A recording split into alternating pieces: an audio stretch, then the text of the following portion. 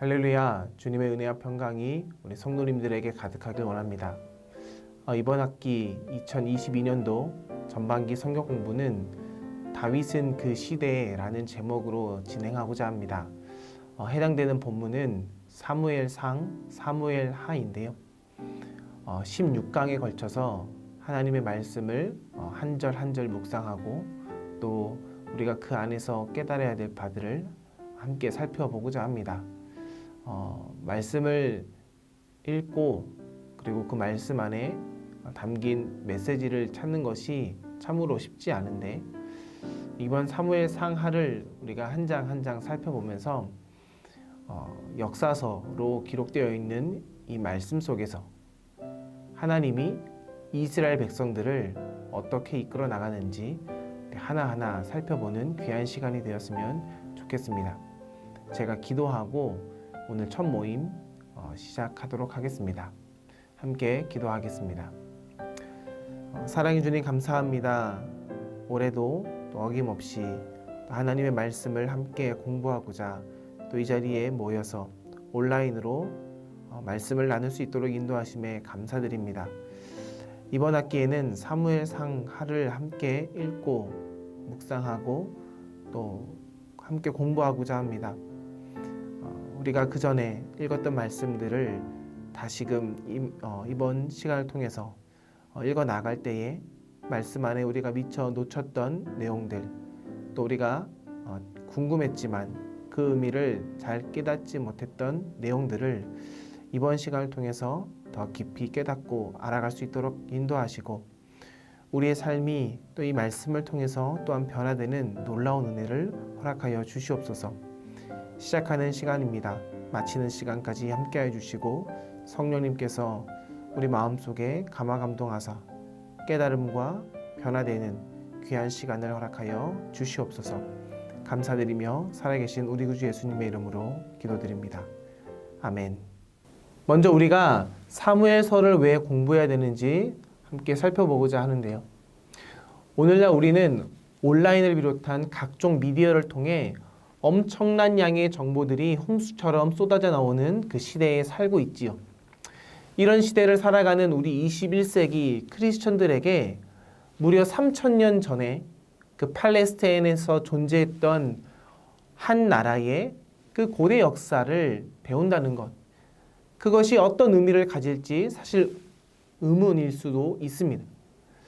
예수님을 믿고 구원받은 크리스천으로서 우리가 교회 안에서 또 교회 밖에서 또 믿음대로 살아가고 또 봉사하고 또 복음을 전하는 삶을 살기도 사실은 바쁘고 또 어렵기도 하죠.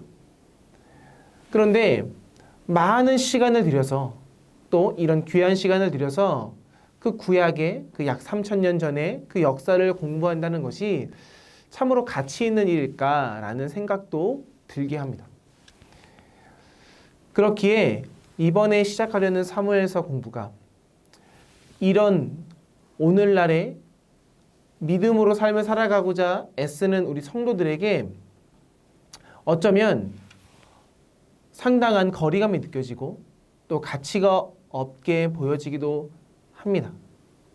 또한 오늘날 한국교회에서 우리가 믿음 생활하는 우리 일반적인 신앙인의 모습, 이 모습과 과거의 모습이 상당히 동떨어져 있는 것이기에 우리가 이것을 통해서 사무엘서를 공부하는 걸 통해서 우리의 신앙의 모습에 잘 적용할 수 있을지도 의문입니다.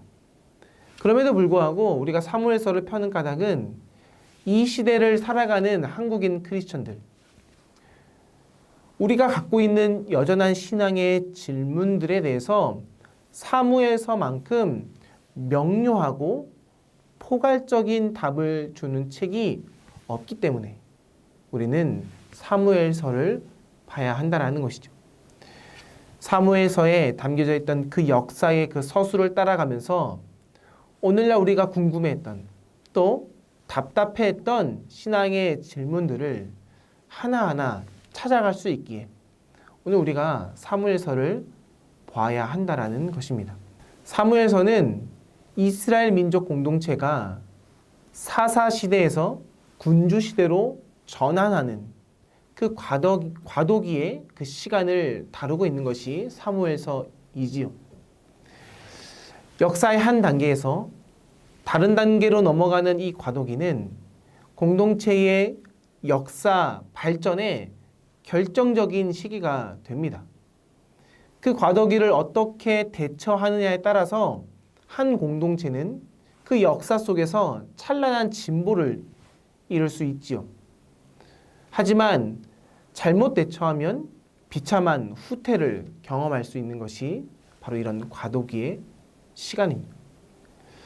그렇기 때문에 한 시대가 다른 시대로 넘어가는 그 과도기 속에서 그리스도인들은 마땅히 그 시대의 파수꾼이 되어야 하지요. 오늘날 우리가 삶을 살아가는 대한민국이라는 한 나라의 시민으로, 국민으로 살아간다라고 했을 때 우리는 북과 남으로 분단되어 있는 그 분단 국가 속에서 살아가죠. 무려 77년의 그 시간 동안 우리는 아픈 역사 속에서 아직 해결하지 못한 문제를 가지고 삶을 살아간다라고 할 수 있습니다. 그리고 급격한 성장기를 겪으면서 많은 사회적인 문제를 우리 삶 속에서 우리가 실제적으로 겪고 있다라고 볼 수 있습니다. 예를 들어 세대 갈등이 있고요. 소득에 의한 양극화 문제가 있을 수 있고 또 젠더 갈등도 오늘날에 많은 문제가 되지요. 지역 갈등은 예전부터 지금까지 여전히 이어져 내려오고 있습니다. 이렇게 작은 나라인 우리나라이지만 분단 국가 그리고 급격한 성장을 겪은 이 대한민국 아래에 크고 작은 문제들이 우리의 삶에 우리의 주변에 너무나 많다라는 것입니다. 그런 과제를 우리가 맞닥뜨릴 때 사람들은 다양한 의견을 그 안에서 제시합니다. 하지만 믿음의 사람들은 다양한 사람들의 소리보다 하나님의 말씀에 근거해서 이 문제를 어떻게 대응하고 어떻게 반응해야 되는지 알고 싶은 것이 우리의 속사정이죠. 하나님의 말씀 속에서 대한민국 현재 이 시대의 문제를 가지고 어떻게 어떤 원칙으로 어떠한 방식으로 이 문제들을 대응해야 될지 과연 우리가 찾을 수 있을까? 저는 찾을 수 있다라고 봅니다. 성경 속에서 한 개인과 공동체가 지향해야 할 그 역사의 목적과 그 역사를 풀어간 그 과정을 통해서 오늘날 우리의 삶의 문제, 또 역사의 문제, 또 시대의 문제를 해결할 수 있다라는 것입니다. 그래서 우리는 사무엘서 이 말씀을 읽을 필요가 있는데요. 사무엘서에 등장하는 인물들 엘리, 한나, 사무엘, 사울, 다윗, 요나단, 압살롬, 시므이 등 다양한 인물들이 이 사무엘서에 등장합니다. 그리고 사무엘서를 보면은 그 어떤 소설보다도 더 감동적으로 묘사된 내용들이 나오게 되는데요. 우리는 이런 주인공들의 삶에 얽힌 그 희노애락과 야망과 좌절과 또 우정과 배신, 또한 범죄와 회복, 사랑과 미움, 성공과 그 실패 등을 보면서 이 두 가지의 긍정적인 모습과 부정적인 모습이 어우러져서 사람의 이해가 더 깊어지고 또 폭이 넓어지는 경험을 할 것입니다. 또한 이러한 과정을 통해서 우리의 삶이 더욱더 풍요롭고 더욱더 깊이가 더해지는 삶이 되겠지요. 뿐만 아니라 사무엘서의 그 중심 인물인 그 사무엘과 다윗을 통해서 그 시대에 어떠한 인물들이 하나님께 쓰임을 받았는가를 살펴볼 수 있습니다. 반대로 사울과 같은 인물, 그는 하나님 앞에 버림을 받았죠. 과연 어떠한 사람이 버림을 받을 수 있는지 깨달을 수 있는 책이 바로 사무엘서입니다. 사무엘서는 이스라엘 역사상 가장 중요한 국가 권력의 구조의 그 변화의 중심에 있는 책이죠. 부족 연맹 국가에서 군주 국가로서 체제가 변혁이 되는 그 과정을 상세히 기록하고 있는 책이 바로 사무엘서입니다. 그 군주 체제에 대한 찬성과 반대의 이데올로기가 사무엘서에 기록되어 있는데요. 참으로 첨예한 그 대립 속에서 하나님의 뜻이 무엇인지 나타내고 있습니다. 또 보십시오. 사무엘과 사울 사이에 그 둘의 그 권력 다툼이 사무엘서에 기록되어 있고, 이제 사울이 이스라엘의 왕이 되었을 때에 사울과 다윗의 권력 투쟁이 또 사무엘서에 기록되어 있습니다. 그들의 분열과 그들의 화합, 기득권의 유지와 기득권의 찬탈, 남과 북의 지리적인 다툼, 다양한 제도의 성립과 한 나라에 있는 엘리트 그룹과 관료계층, 그들의 등장으로 인해서 서민들이 어떠한 어려움에 처하게 되는지, 다양한 사회 문제가 사무엘서 안에 기록되어 있습니다. 사무엘서 안에 이런 권력 구조와 또 그 안에 정치적인 이념들과 체제의 문제들, 이런 갈등들, 이것들이 기록되어 있고, 그 안에 하나님이 사람들을 통해서 어떻게 역사하는지가 기록되어 있는 것이 사무엘서인데요. 어쩌면 사무엘서는 오늘날 우리가 겪고 우리가 고민하고 있는 개인의 문제, 사회의 문제, 정치의 문제, 그리고 국가의 문제가 비슷하게 투사되어서 그 안에 나타나 있다는 것을 우리가 볼 수 있습니다. 어쩌면 이 시대를 살아가는 한국인 그리스도인들이 이 사무엘서를 볼 때에 오늘날 현실에서 우리가 이해하지 못한 많은 내용들을 생각해 볼 수 있고, 그래서 우리의 이해의 지평이 넓어질 수 있다는 것. 그리고 남과 북이 분단되어 있는 이 나라의 아픔을 어떻게 해결해 나가야 되는지에 대한 가르침을 배울 수 있는 책이 바로 사무엘서라는 것이죠. 무엇보다 사무엘서에 나타난 하나님은 한 역사의 주권적인 그 능력으로 그 모든 역사를 이끌어 가신다는 것을 우리가 또한 볼 수 있습니다. 사무엘서에 등장하는 개인의 그 생사화복뿐만이 아니라 민족 공동체의 전체의 그들의 선택과 책임에 대한 문제, 그리고 한 지도자가 세워지고 또 버림받는 그 과정, 그 공동체 내부의 갈등과 전쟁, 분열과 통일 등이 바로 그 역사 안에 있는데, 하나님이 그 역사를 어떻게 주관하고 있는지를 우리가 볼 수 있다는 것이죠. 우리가 섭리라고 할 때요, 그 섭리라는 단어는 영어의 provide, 그리고 라틴어의 provideo, 이 두 단어의 공통점인 프로, 미리라는 것과 비데오, 보다라는 그 단어에서 유래되어 있습니다. 그래서 섭리라고 할 때요, 이 섭리는 하나님, 그 하나님의 창조주의 그 주권을 가지고 하나님께서 자기 백성의 앞날을 미리 보고, 그리고 역사에 개입해서 하나님이 필요한 것을 공급한다, 그리고 친히 인도하시면서 다스린다라는 뜻을 담고 있는 것이 바로 섭리입니다. 그래서 섭리라고 할 때 이런 표현을 쓰죠. 여호와께서 통치하신다. 그래서 여호와께서 통치하신다라는 이 말은 기독교 역사관에 있어서의 핵심이라는 것입니다. 개인의 형편과 그 시대의 상황을 보면서 절망에 빠지기 쉬운 우리 개인들에게 하나님은 그 하나님의 섭리로서 우리에게 희망을 준다라는 것이죠. 하나님은 초월자이십니다. 근데 그 하나님이 이 시대 안에서, 이 역사 안에서 내재하면서 자신의 뜻을 펴고 계신다라는 것이죠. 이것이 바로 하나님의 섭리인데요. 그 하나님의 섭리는 너무나 신비스럽고 너무나 오묘해서 우리 사람의 머리로는 도대체 이해할 수가 없는 것이 하나님의 섭리입니다.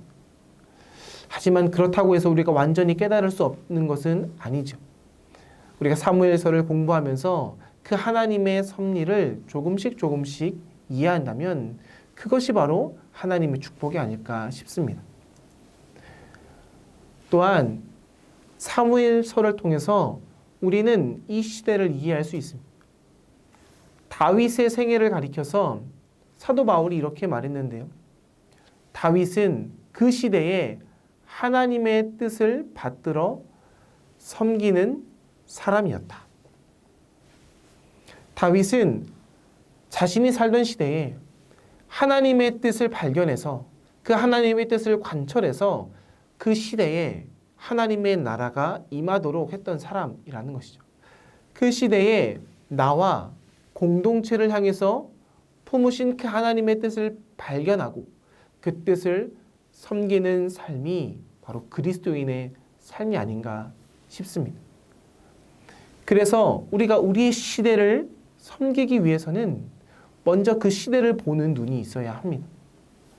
시대를 보는 눈. 우리가 역사 속에서 한 시대를 구분할 때 이 시대는 이런 시대였다라고 말하죠. 이 시대는 참으로 찬란한 아름다운 위대한 시대였다. 아니다.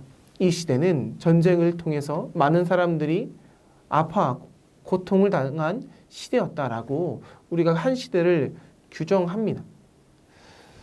그런데 그 한 시대의 그 문화를, 그 시대를 대변하는 하나의 키워드를 사람들이 말할 때 그 시대를 읽어서 이 시대 속에서 하나님의 메시지를 전한다는 것, 그러기 위해서는 우리 개인이 그 시대 정신을 먼저 파악할 수 있어야 됩니다.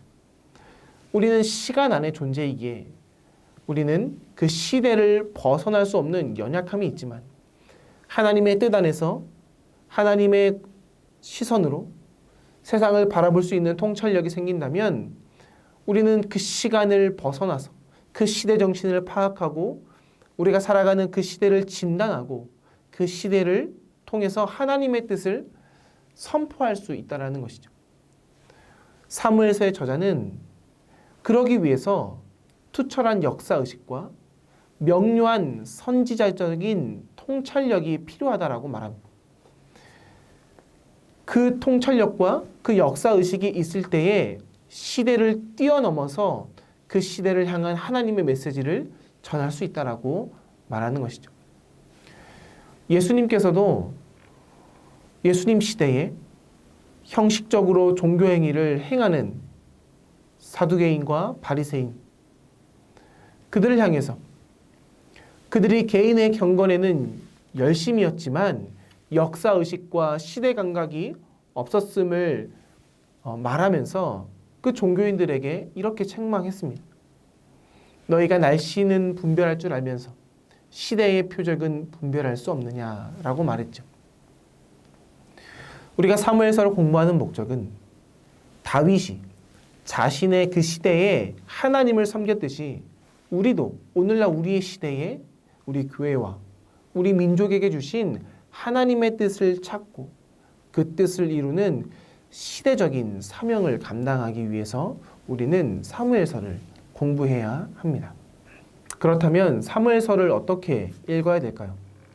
우리가 하나님의 말씀을 읽을 때 특히 구약의 그 역사서를 읽을 때에 중요한 것은 먼저 바른 해석학적인 틀이 필요합니다.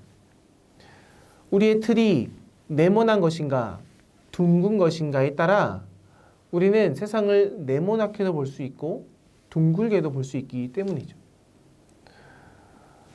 우리가 성경을 읽을 때 우리가 어떠한 해석학적인 틀을 사용하느냐에 따라 우리는 똑같은 본문을 다르게 해석할 수 있기 때문에 우리가 하나님의 말씀, 특히 역사서를 읽을 때에 어떠한 해석학적인 틀을 가져야 하는지는 참으로 중요합니다.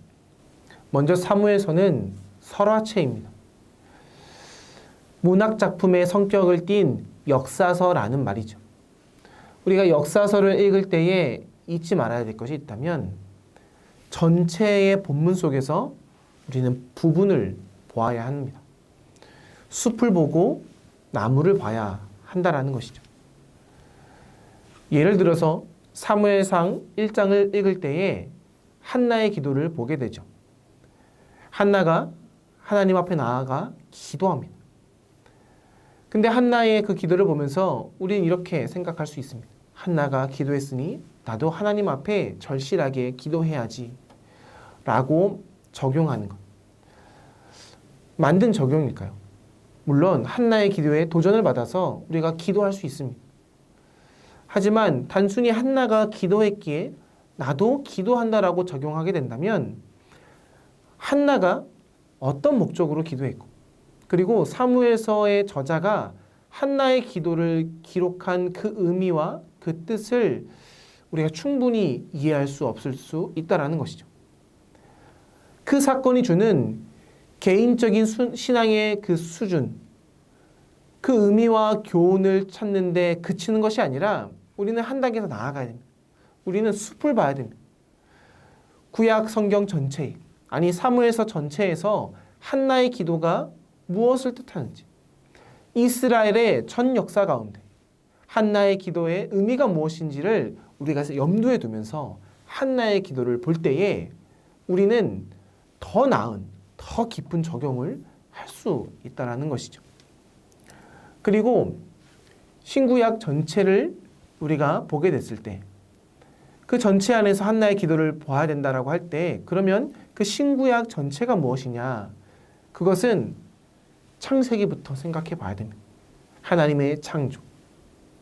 근데 인간이 타락하게 되죠. 그리고 그럼에도 불구하고 하나님은 자신의 역사를 이뤄가고 있다라는 것. 그리고 신약 시대에 와서 결국 하나님은 구속하시고 그리고 종말에 주님은 다시 하나님의 나라와 하나님의 의를 이루신다. 새 하늘과 새 땅을 이루신다. 창조와 타락과 그리스도 예수를 통한 구속과 종말. 이러한 큰 메커니즘 속에서 우리는 작은 메커니즘을 알아야 되고 찾아야 됩니다. 그런 포괄적이고 궁극적인 하나님의 그 계획의 구도를 염두에 두고 본문의 각 사건을 우리는 봐야 된다는 것이죠.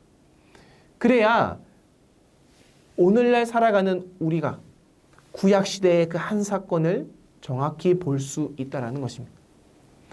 그래서 먼저 크리스천들이 구약의 그 성경, 그 역사서를 읽을 때에 잘못 해석하거나 치우친 해석을 하기 쉬운 몇 가지를 소개하도록 하겠습니다.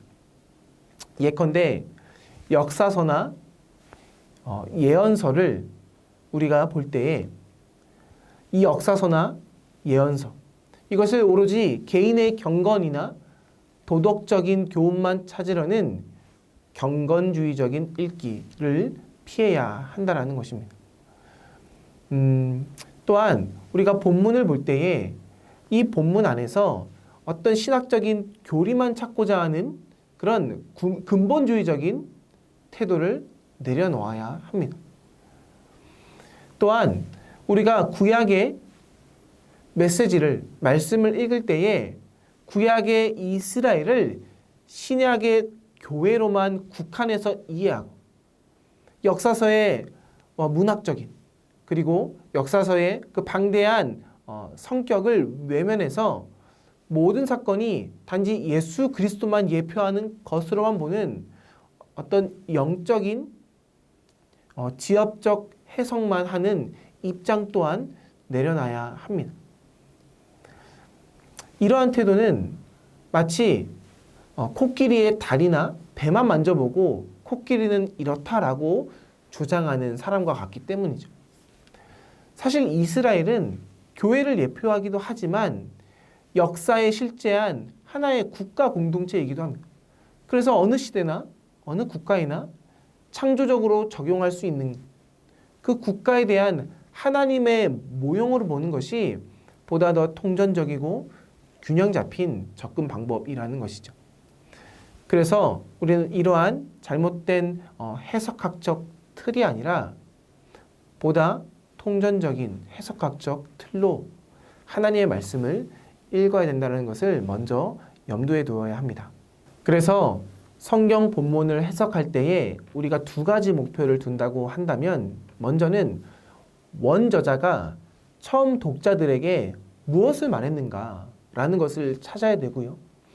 두 번째로는 본문의 말씀이 지금 우리에게 무엇을 말하고 있는가라는 실존적인 의미를 찾아야 된다. 뭐라고요?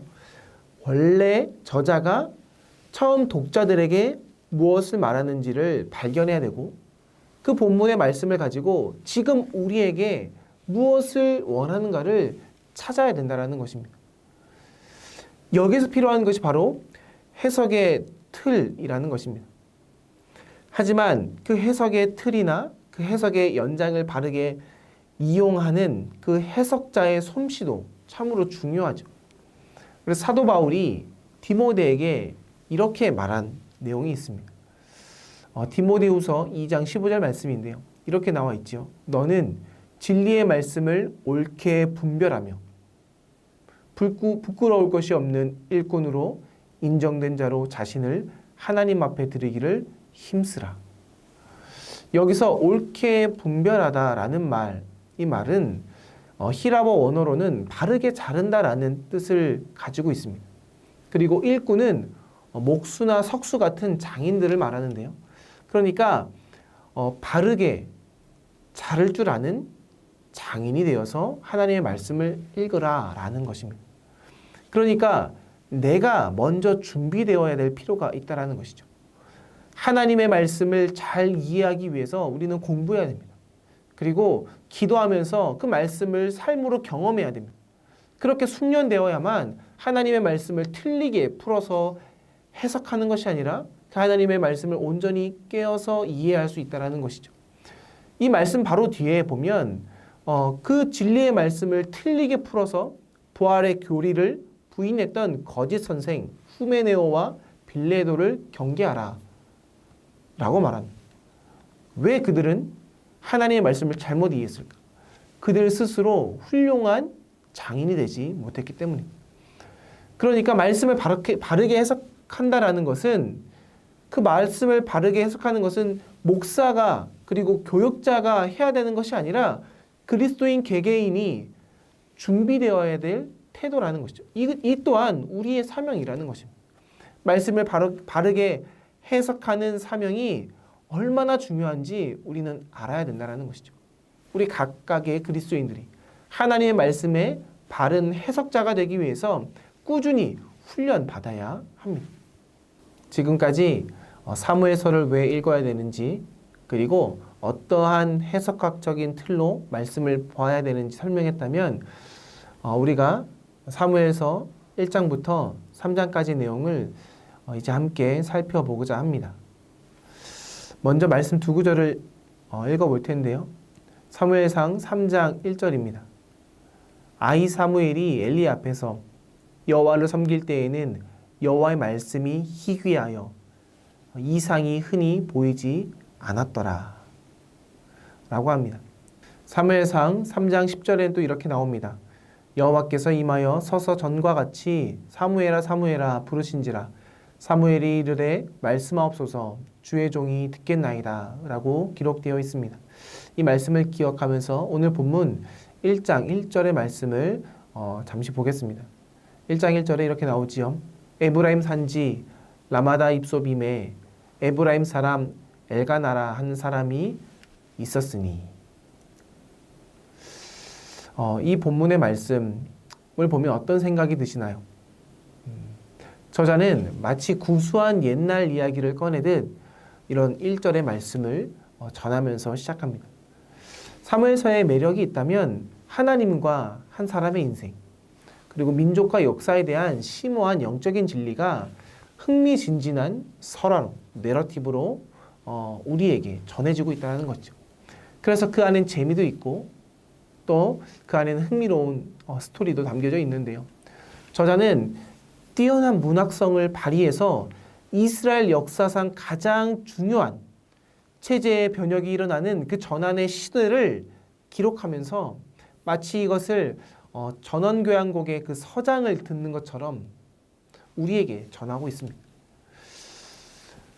엘가나와 한나 부부의 그 가정 이야기를 들려주면서 이제 하나님의 그 원대한 역사가 시작되는을 이야기하죠. 이 이야기는 곧이어서 젊은 종교 지도자들마저 부패한 이스라엘의 그 정신적인 위기의 시대의 그 상을 배경으로 하고 있다는 것을 보여주고 있는데요. 1장을 보면 어머니 한나가 기도하죠. 그리고 기도를 통해서 사무엘이 출생하게 됩니다. 그리고 2장에 보면 그 사무엘이 성장하는 과정이 나오지요.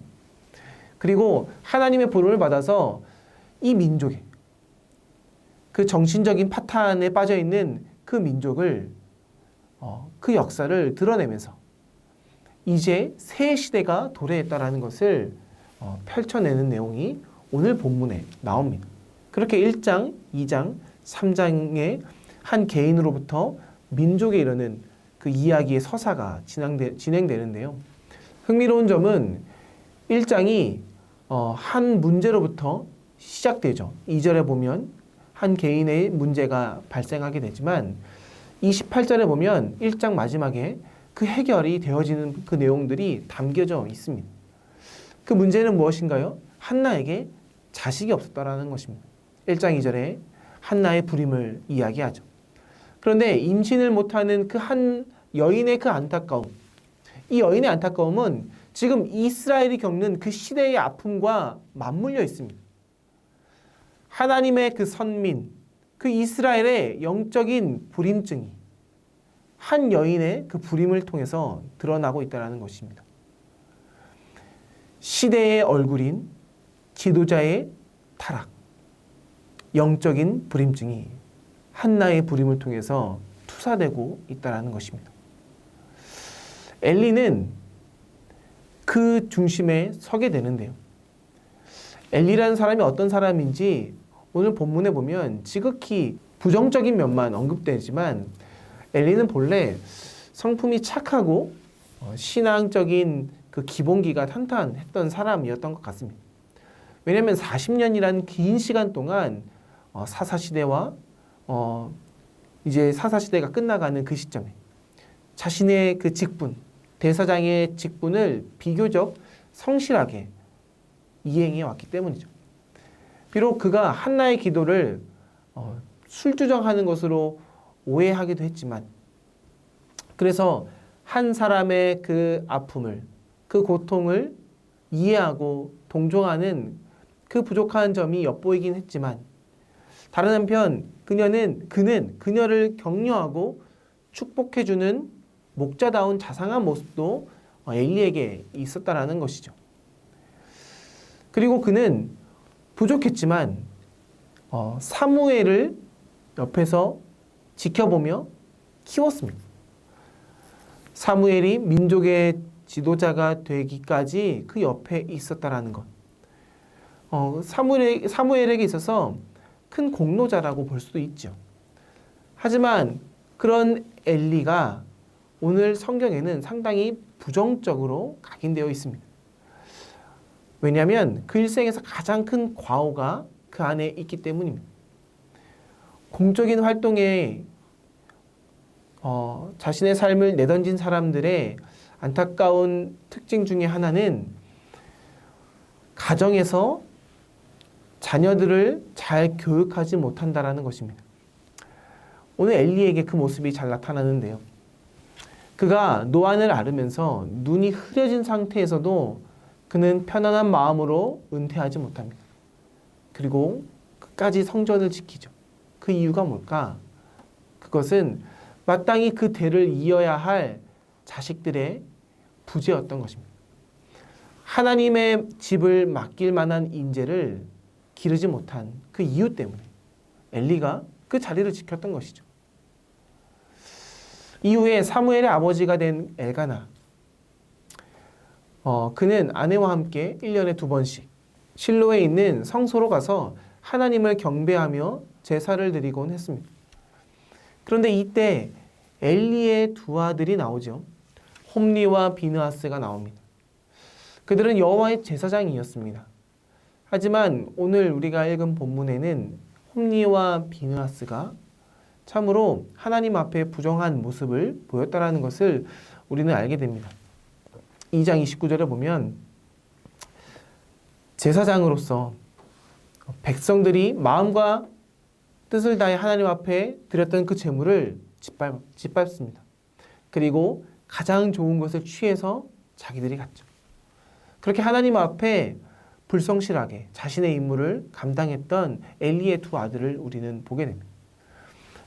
그들은 제사장으로서 먼저 제물의 기름을 먼저 태워야 합니다. 그리고 가슴과 우측의 그 뒷다리를 제사장의 몫으로 해야 되고 나머지를 또 주님에게 하나님 앞에 드려야 되는데 제물 중에서 가장 좋은 고기를 먹기 위해서 자신들이 제작한 어떤 갈고리로 그것으로 하나님께 드려야 될 것을 자신들이 취합니다.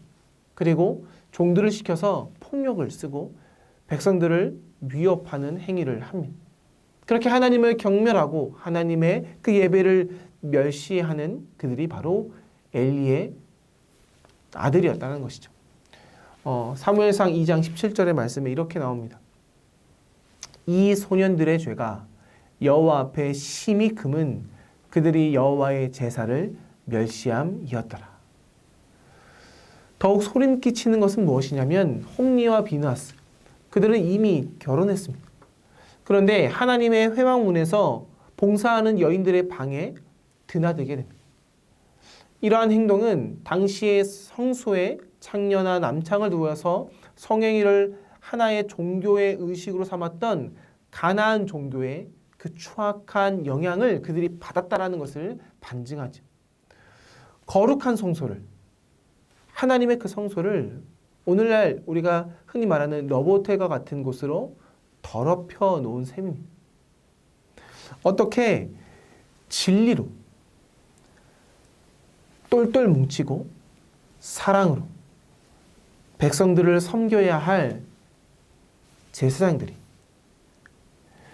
하나님의 뜻대로 살지 못하고 자신들의 정열을 다른 곳에 쓰게 되는가? 어떻게 이들은 그렇게 타락하게 된 것인가? 그들이 이렇게 타락하게 된 그 이유가 무엇일까? 오늘 하나님의 말씀 안에는 이런 답변이 있습니다. 사무엘상 2장 12절 말씀인데요. 이렇게 나오죠.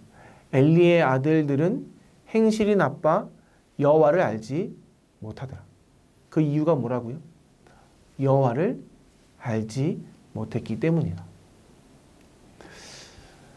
하나님께서 선지자 호세아를 통해서 이런 탄식을 우리에게 알려주셨습니다. 호세아 4장 6절인데요.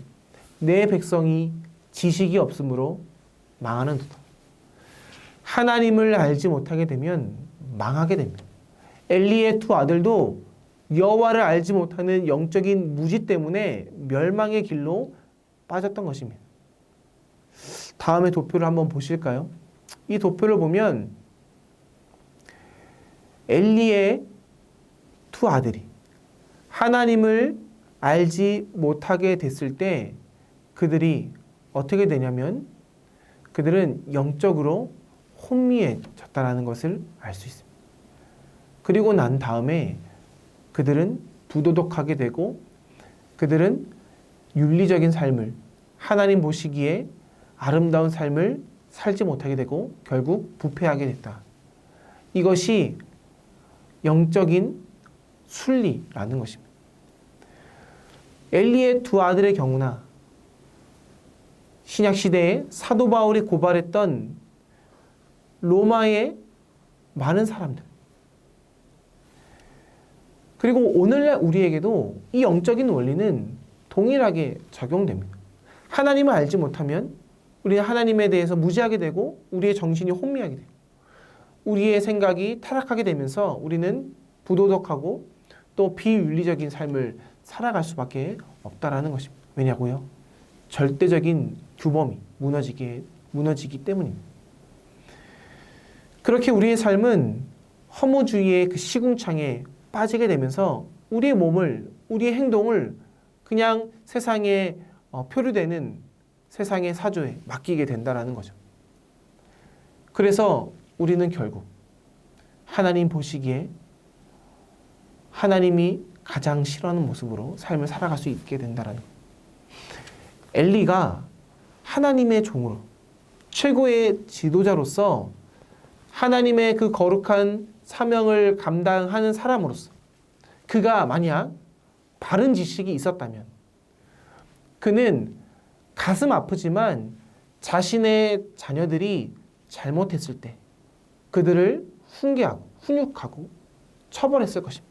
그리고 사회의 질서에 맞게 그들에게 그 처벌을 통해서 회개할 수 있도록 그 길을 제시했을 것입니다. 그러면 그들이 아마 그들의 순결함을 보존할 수 있지 않았을까.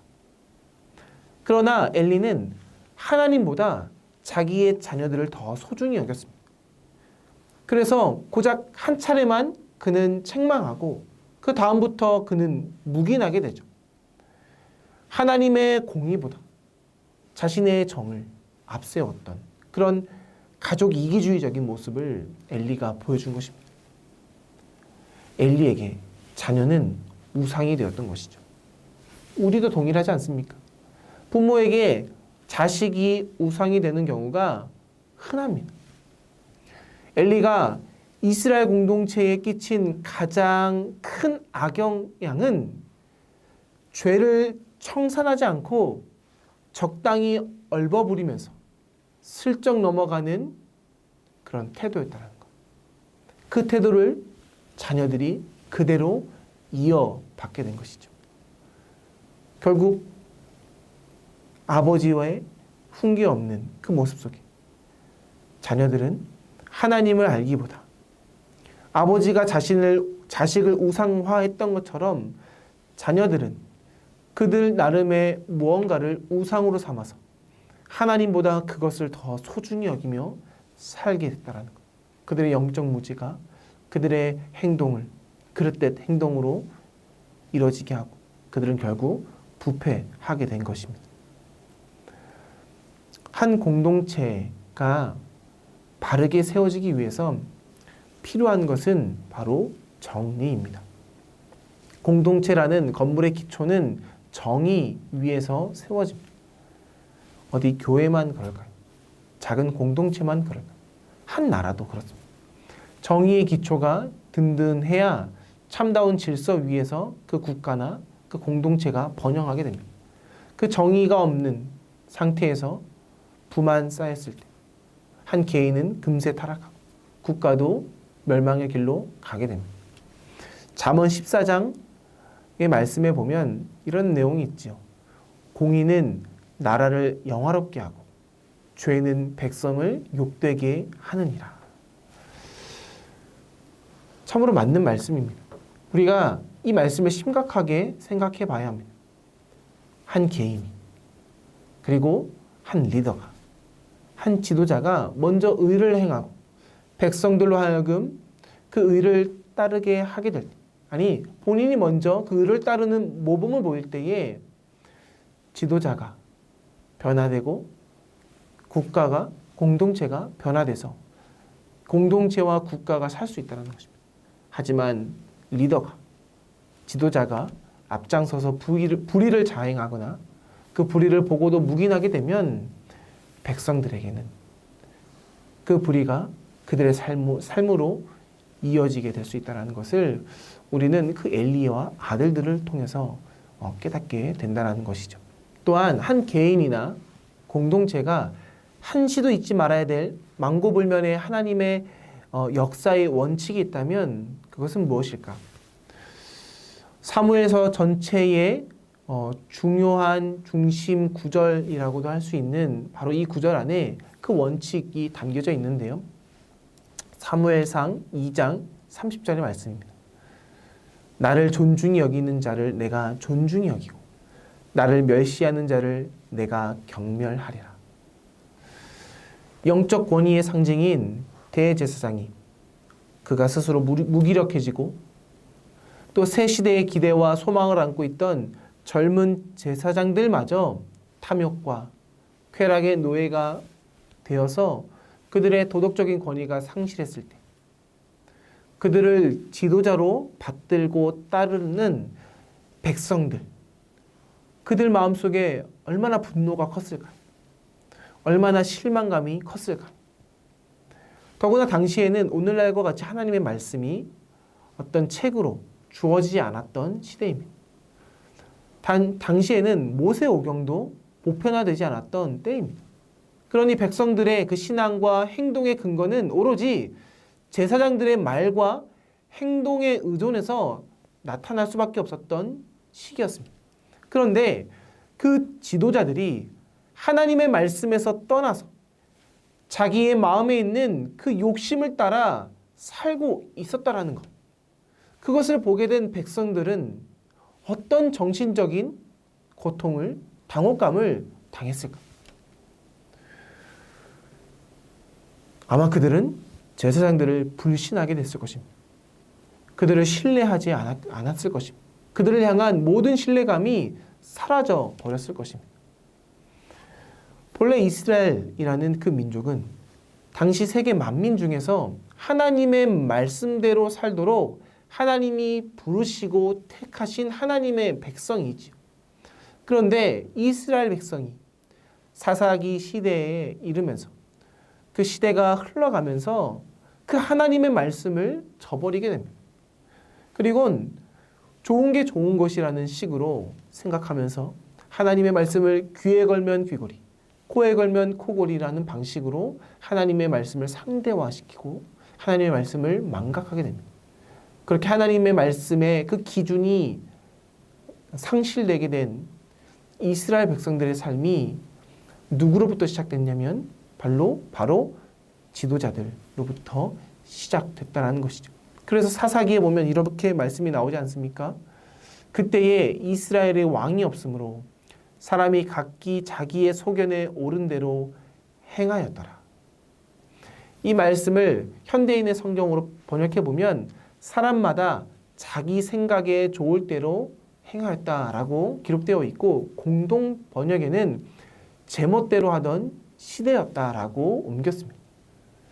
사람마다 제멋대로 행하게 된 그 이유, 그것은 바로 지도자들 때문입니다. 물론 각 개인에게도 책임이 있죠.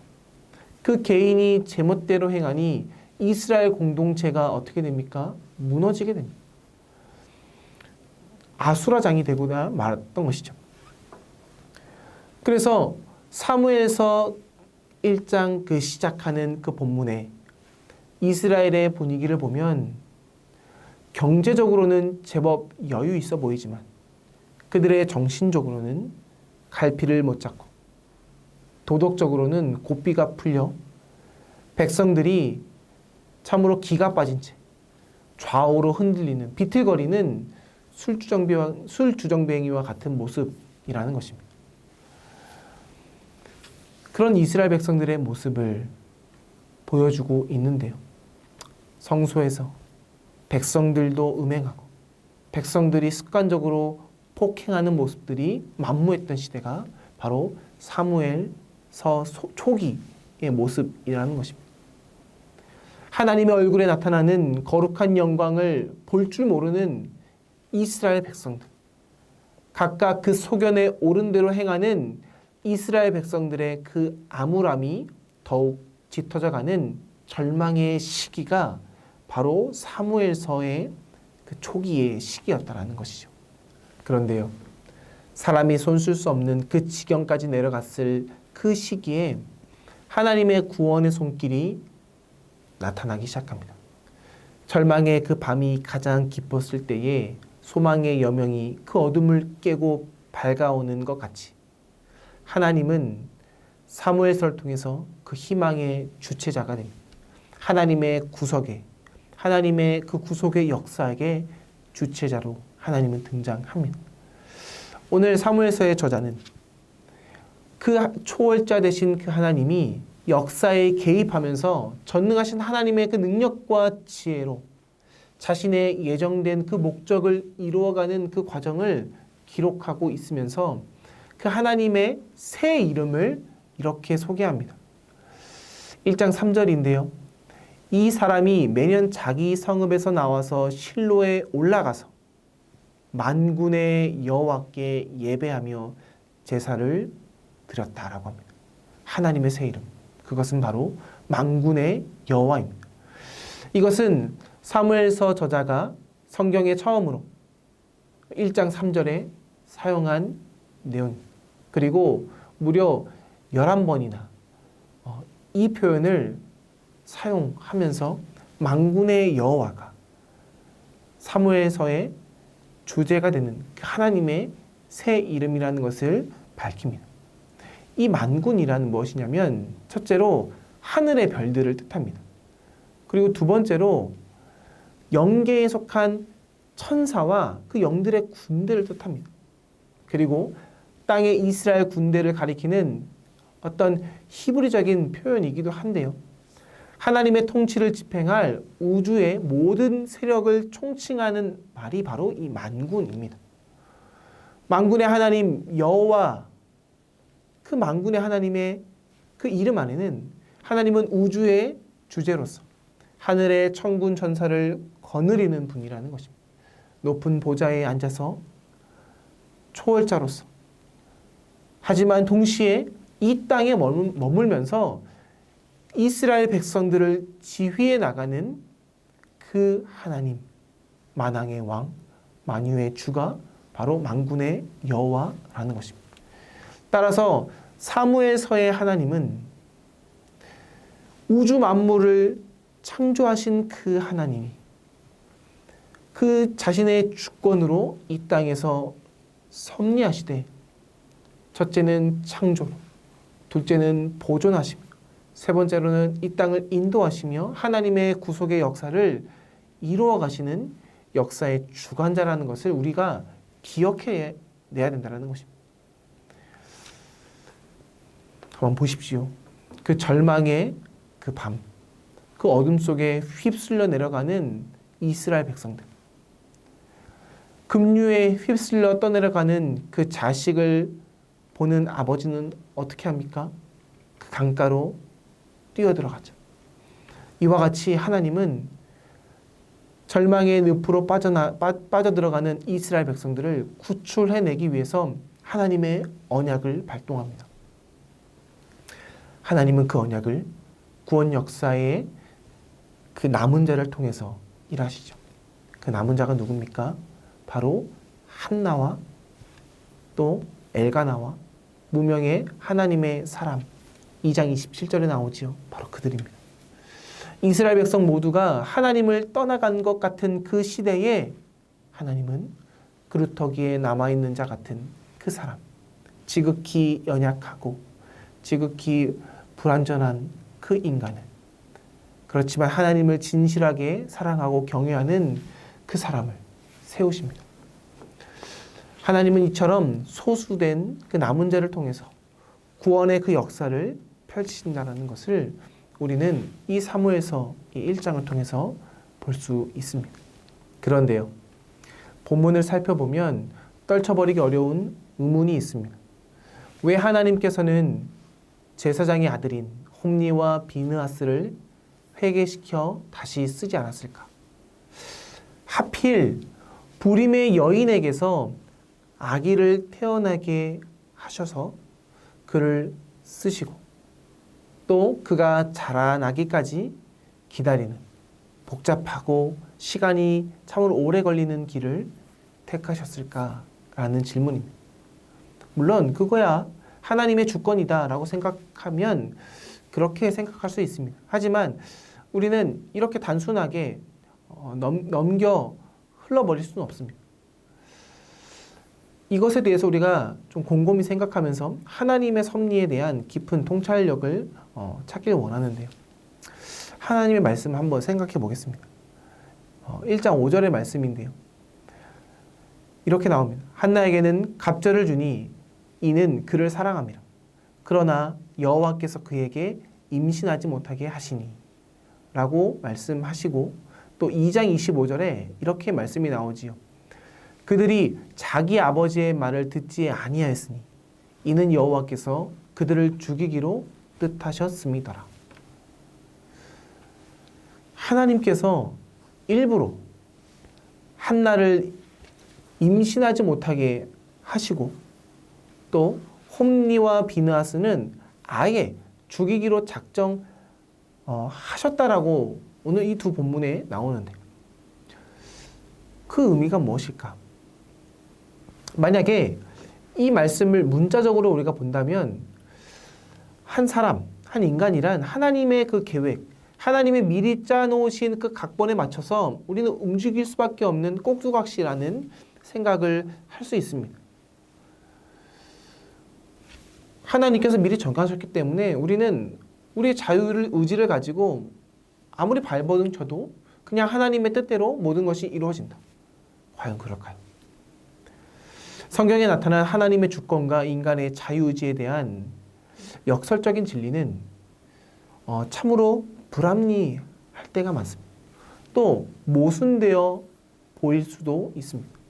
그렇기 때문에 우리의 인간의 합리적인 이성으로 이것을 시원스럽게 이해할 수 없죠.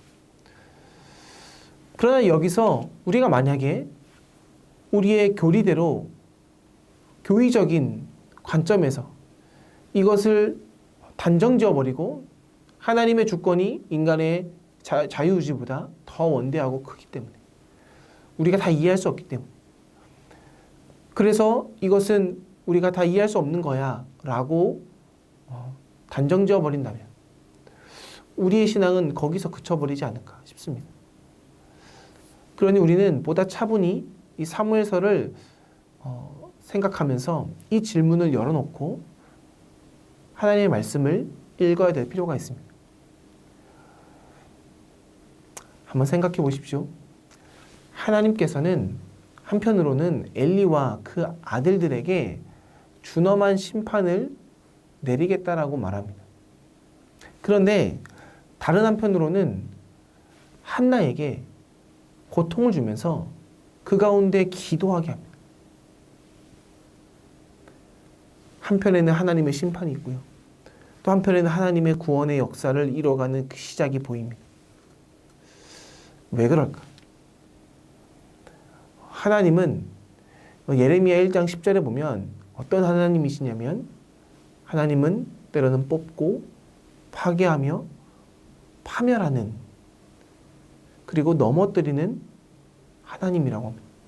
그런데 그렇게 넘어뜨리면서 하나님은 또 건설하고 심으시는 분이라고 예레미야는 고백하고 있습니다.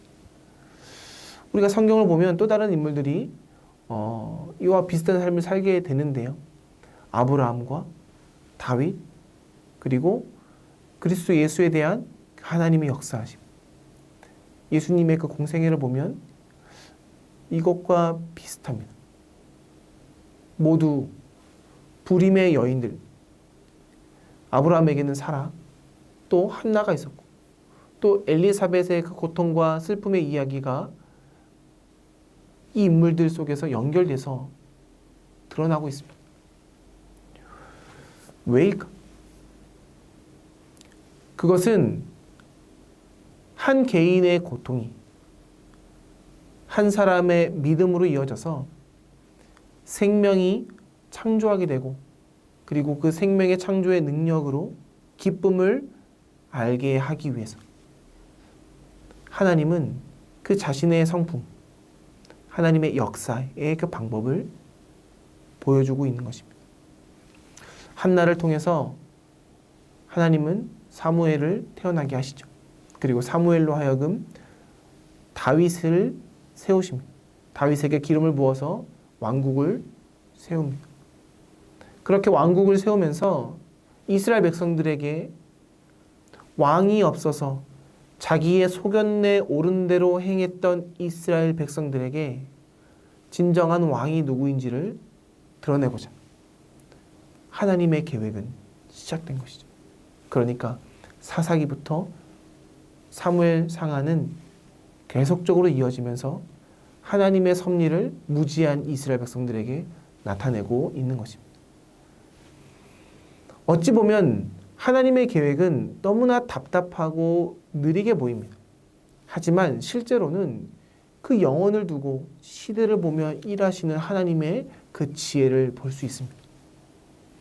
뒤에서 밀려오는 파도만이 앞서가는 파도를 밀어낼 수 있죠.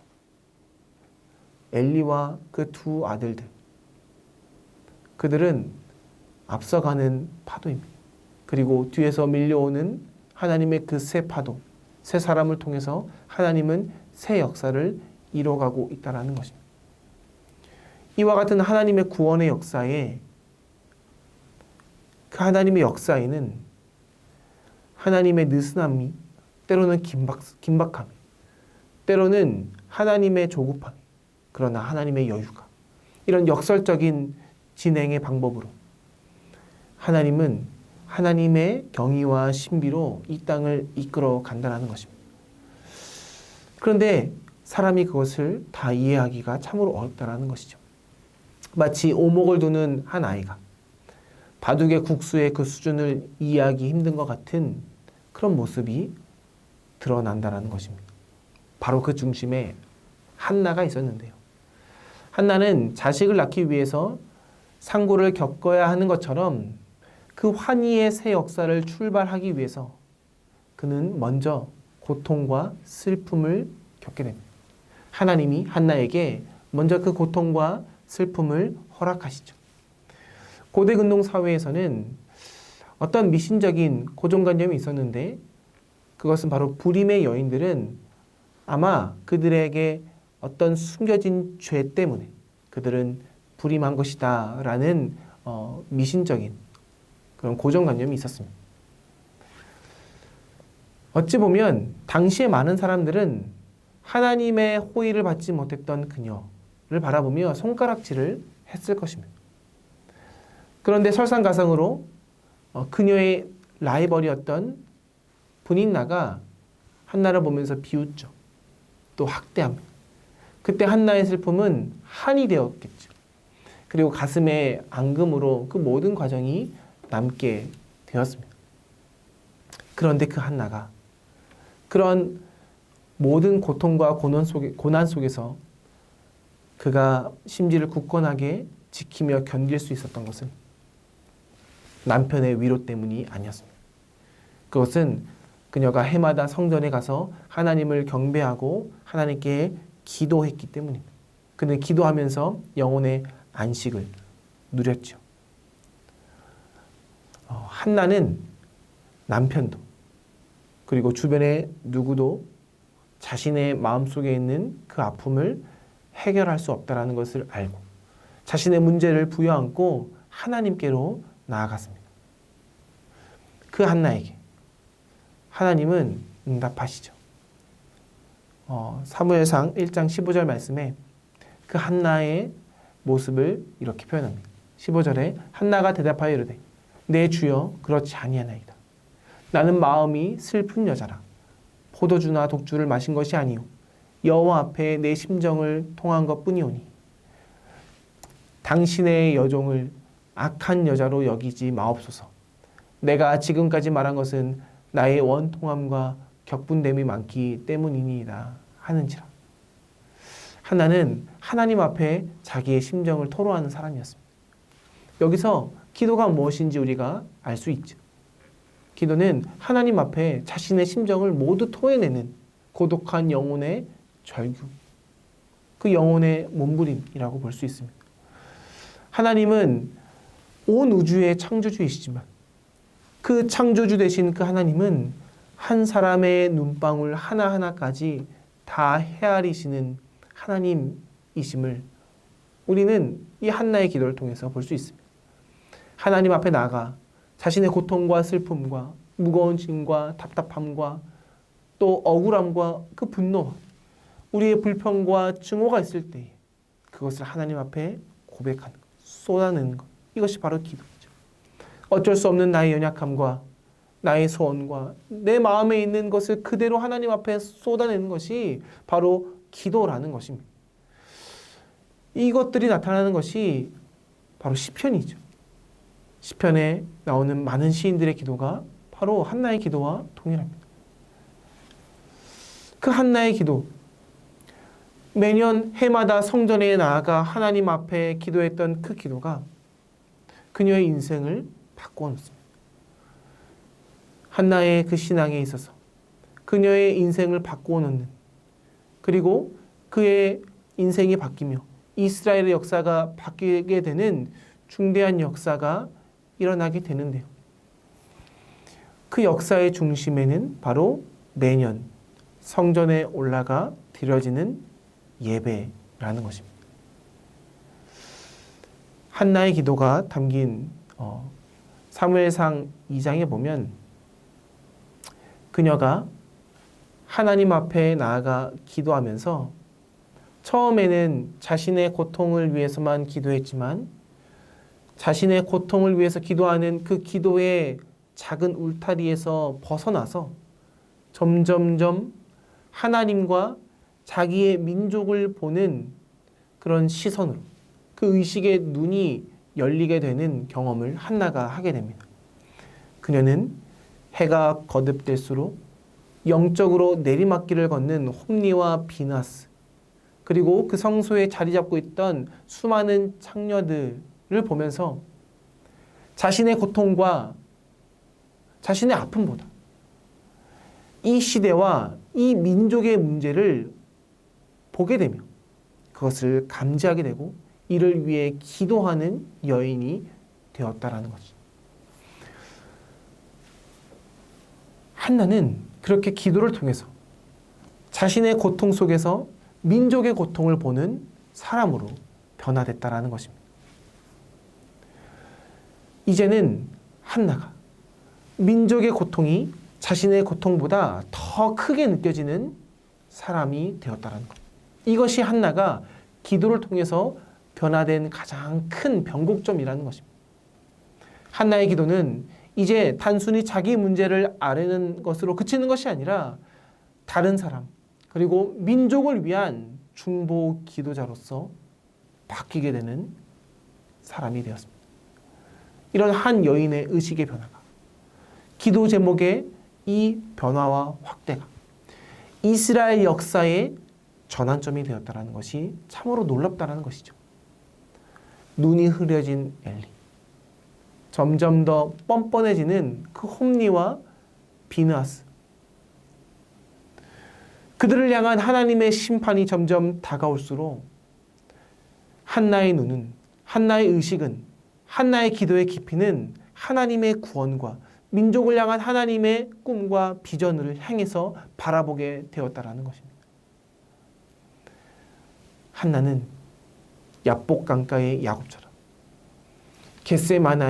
겟세마나에서 기도했던 예수님처럼 생명을 내걸고 기도하는 기도자가 되게 되었다는 것이죠.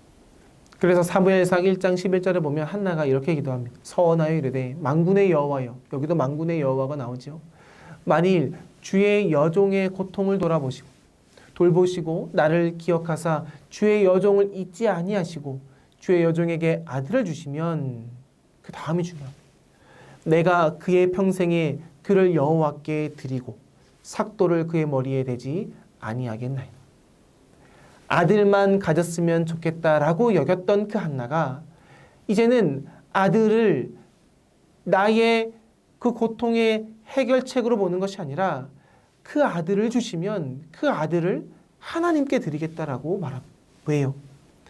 하나님의 역사에, 하나님의 구원에 이 아들이 사용될 것을 소망하고 또 하나님이 그것을 쓰실 것을 기대하고 하나님이 이스라엘 백성들을 이제 하나님의 그 섭리에, 하나님의 역사에, 그 변환점에 이 아들이 쓰이게 될 것이라는 것을 기대했기 때문입니다.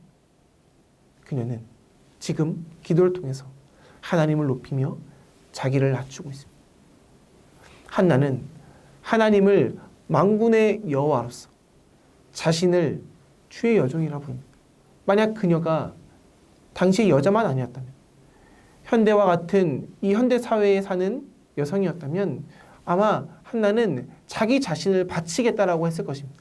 하지만 당시에는 여종이 할 수 있는 그 헌신이 국한되어 있었기 때문에 그는 아들을 낳아서 아들을 하나님의 일에 바치겠다라고 고백한 것입니다. 자기의 자식이 일생을 세상과 구별시키며 하나님의 일에 온전히 헌신된 나시린으로서 하나님께 바치겠다라고 말하는 것이죠. 한나의 기도가 응답돼서 한나가 아들을 낳자 그녀는 아들의 이름을 사무엘이라고 합니다. 이 사무엘, 그 의미는 하나님이 드셨다라는 의미를 가지고 있습니다. 한나는 자신의 자식의 이름을 부를 때마다 그 기도에 응답하신 하나님의 은총을 마음속에 되새겼겠죠.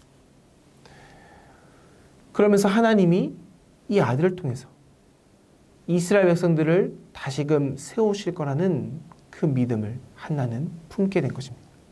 그래서 한나는 하나님의 은혜를 경험하고 한나의 마음속에 있는 그 영혼에서 환희에 찬 그 승리의 노래가 입 밖으로 나오게 됩니다. 마치 얼어붙었던 땅을 치솟아 피어오르는 그 봄의 꽃망울처럼 자신의 마음속에 있는 그 기쁨이 하나님을 향한 찬양의 고백으로 나오게 되죠. 사무엘상 2장 1절인데요. 이렇게 나옵니다. 내 마음이 여호와로 말미암아 즐거워하며 내 뿔이 여호와로 말미암아 높아졌습니다. 내 입이 내 원수들을 향하여 크게 열렸으니 이는 내가 주의 구원으로 말미암아 기뻐함이니이다. 이 한나의 노래는 사무엘서 전체의 주제라고 할 수 있습니다.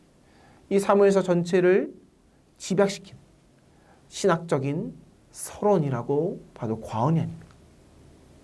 요한복음 1장에도 보면 요한복음 1장 1절에서 18절에 그 서론 속에 빛과 생명 되신 그 예수 그리스도의 그 인격과 사역을 요약하고 있지 않습니까? 사무엘서의 이 한나의 노래도 바로 그 신학적인 서론과 같습니다. 이 노래의 주제는 개인과 민족의 형편을 뒤바꿔 놓으시는 그 하나님의 주권과 그 섭리를 나타내고 있죠. 뼈아픈 고통의 그 세월과 사무엘을 품에 안고 젖먹이며 기도했던 그 뿌듯한 은총의 시절을 지나가면서 한나는 하나님을 그 아는 지식이 놀랍도록 깊어집니다. 한나는 죽이기도 하시고 살리기도 하시는 그 하나님 앞에 생명을 바치죠. 그리고 자신의 생명과 아들의 생명을 바치며 오히려 진정한 자유와 기쁨을 얻습니다. 하나님은 가난하게도 하시고 부하게도 하시는 그 하나님, 낮추기도 하시고 높이기도 하시는 그 하나님이라는 것.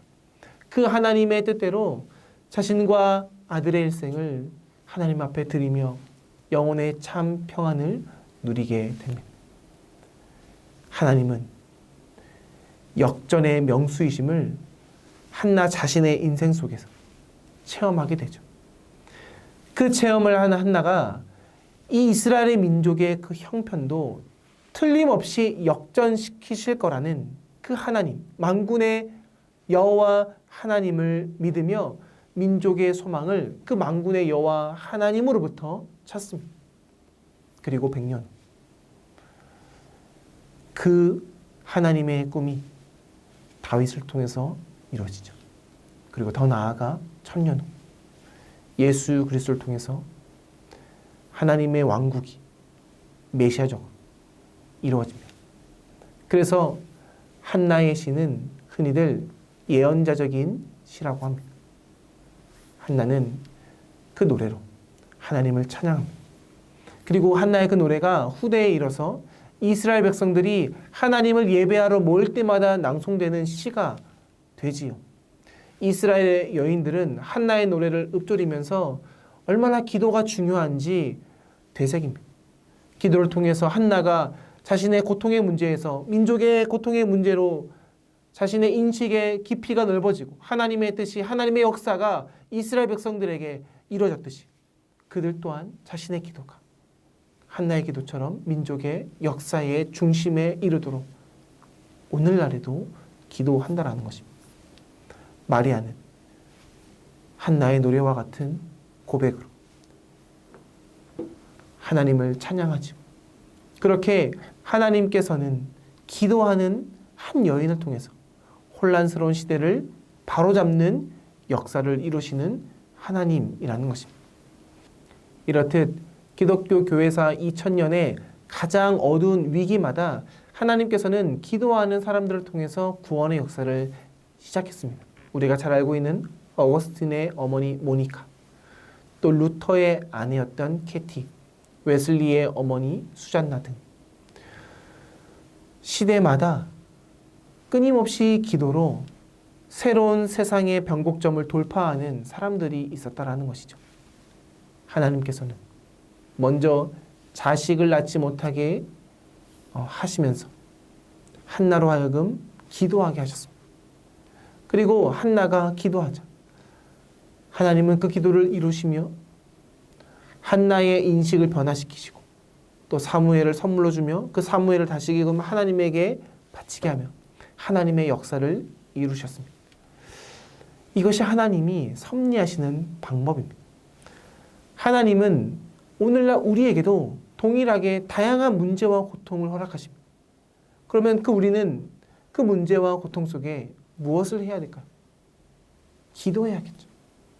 그러니 문제와 고통은 하나님이 우리로 하여금 기도하게 하시는 하나님의 초대장이라는 것을 알아야 합니다. 존 웨슬리가 이렇게 말했습니다. 하나님께서는 기도를 통하지 않고서는 구원의 역사를 이루시지 않습니다. 전능한 하나님께서 영원한 계획을 두고 일하십니다. 그런데 왜 반드시 사람의 기도를 통해서만 일하실까라는 것이죠. 그것은 하나님이 자신의 일에 우리를 동역자로 삼길 원하시기 때문입니다. 이것이 바로 사람에게는 은총입니다. 이 땅의 역사 속에 하나님의 역사가 이루어지는데 동시에 그 하나님의 역사에 우리를 동참하게 하면서 우리가 책임감 있는 책임져야 될 사람으로 우리를 세우시는 그 하나님이 우리로 하여금 그 하나님의 역사를 기쁨으로 누리게 원하신다라는 것. 이것이 바로 사람에게는 은총이라는 것입니다. 하나님께서는 지금도 한나와 같이 한 민족을 위해서 기도하길 원하시는 사람을 찾고 있다는 것입니다. 시대마다 한 여인들, 기도한 여인들을, 아니 기도했던 남성들을 주님은 찾으십니다. 그리고 그렇게 하나님의 부르심에 합당하게 기도했던 남성과 여성들이 존재했습니다. 그 하나님이 오늘날 기도하는 한 사람을 오늘도 찾고 있다는 사실을 우리는 기억해야 합니다. 이제 사무엘이 하나님 앞에서 점점 성장하고 자라납니다. 하나님은 사람들과 다르죠. 그래서 하나님의 일하는 방식은 사람이 일하는 방식과 조금 다릅니다. 사람들은 사람들 앞에 드러내면서 일하기를 원한다면 하나님은 반대로 보다 조용히 은밀히 일하시길 원하십니다. 그래서 하나님 일하시는 방법은 좀 다릅니다. 사무엘서 저자는 홈리와 비느하스의 그 비행을 고발하는 한편 기도하는 어머니를 두었던 어린 사무엘의 그 성장의 그 모습을 흥미롭게 대조시키고 있습니다. 사무엘이 젖을 뗀 후에 약 3살쯤 되어서 하나님에게 바쳐진 후에 약 10년 동안 성소에서 교육을 받죠. 그리고 그 안에서 성장합니다. 그 성장하는 모습을 저자는 이렇게 표현합니다. 아이 사무엘은 여호와 앞에서 자라니라. 아이 사무엘이 하나님 앞에서 자라고 있다라고 말합니다. 사무엘이 자랄 때에 성소에서 엘리의 성소에서 엘리가 거주했던 성소에서 자랐다면 분명 홈리와 비느하스의 모습을 봤을 것입니다. 그 모습을 본 어린 사무엘이, 동생인 사무엘이 홈리와 비느하스를 따라서 잘못된 방향으로 갈 수도 있지 않았을까요? 그런데 그럼에도 불구하고 사무엘은 그렇게 살지 않습니다. 소년 시절을 참으로 순결하게 보냅니다. 그 배후에 무엇이 있었을까? 저는 단연코 한나의 기도가 있었다라고 생각합니다. 매년 절기마다 정성껏 옷을 지어다 주고 또 성소에 올 때마다 어머니께서 훈계하시고 가르쳤던 그 자녀에 대한 교육. 그 교육 때문에 사무엘은 하나님 앞에서 순결하게 자랐다라고 생각합니다. 어찌 보면 기독교의 자녀 교육의 목표는 이런 한나의 모습과 같아야 되지 않을까 싶습니다. 하나님 앞에서 진실하게 커가는 것. 사람들 앞에 경쟁하며 승리하는 모습이 아니라 지더라도 부족하더라도 하나님 앞에서 진실하게 자라날 수 있도록 교육하는 것. 이것이 바로 기독교 교육이 아닐까 싶은데요. 사무엘의 그 성장 모습은 누구의 모습과 비슷하지요? 바로 예수님의 모습과 비슷합니다. 누가복음 2장 52절에 예수님은 그 지혜와 키가 자라가며 하나님과 사람에게 더욱더 사랑스러워 가시더라 라고 합니다. 사무엘도 비슷한데요. 아이 사무엘이 점점 자라매 여호와와 사람들에게 더욱 은총을 받았다라고 말합니다. 모든 부모는 자녀들이 바르게 자라가길 원하죠. 그리고 하나님도 모든 부모들에게 동일한 책임을 허락하십니다. 균형 잡힌 인격으로 성장하도록 하나님은 부모에게 자녀를 위탁하죠. 그래서 부모는 위탁받은 생명의 청지기들입니다.